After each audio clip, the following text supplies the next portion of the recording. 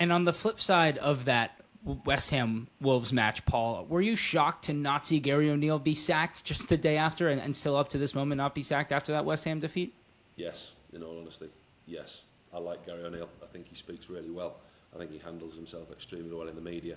He's a good young English manager, young English coach who we want to see do well. But when you look at his stats and you look at his figures, there's not many people survive that long with the run that he's on.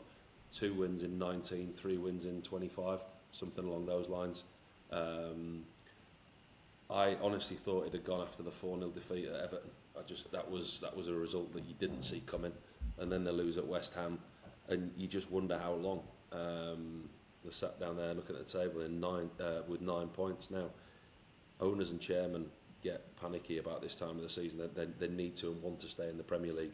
I think this weekend's game for them is huge. Ipswich, I think it is for Wolves. Yeah, Ipswich at Absolutely massive game for them this weekend. And Pete, what manager would actually want the Wolves job? I know that sounds crazy. A Premier League managerial job is the echelon of the sport. But they have a hamstrung budget. They sold their top talent, didn't replace them, not really looking like they're looking to replace them with any big amount of dollar fee in January. Well, what manager wants to come into a role like that where they're not really being set up for success? Yeah, I have sympathy for Gary O'Neill. He's been working with his hands tied behind his back in some respects, losing your best players.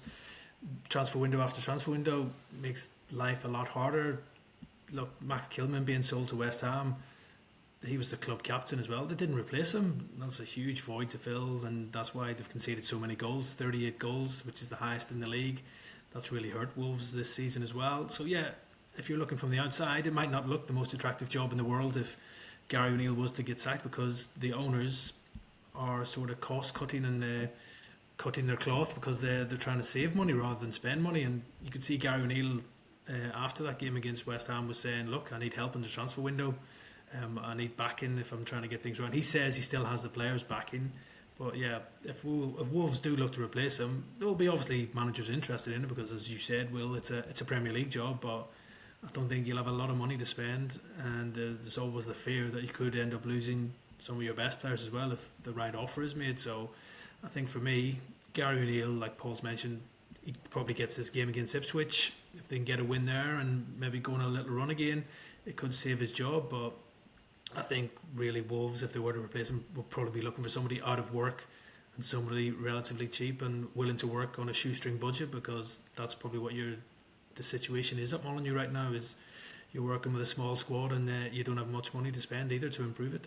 Is David Moyes becoming the modern day Sam Allardyce, do you think? The firefighter. Yeah, somebody. Well, we'll talk about Everton, the potential of him going back there.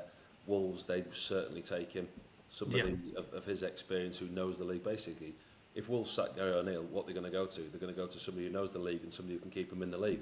David Moyes.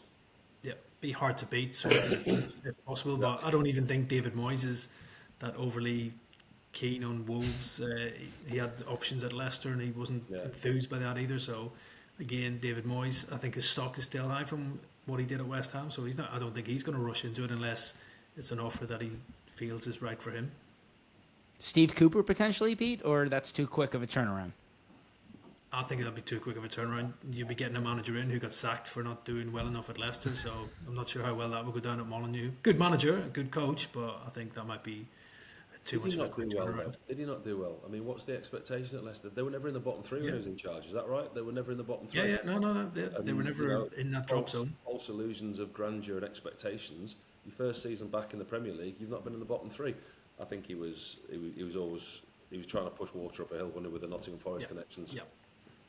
I think that was a big thing, and some of the players just didn't take to him either, as we saw with their little party in Copenhagen or wherever it was. But yeah, look, that's football management. You're not going to be everybody's cup of tea. But yeah, I'm sure Steve Cooper, if the Wolves job did come up, I'm sure it's something that he would probably be interested in for sure.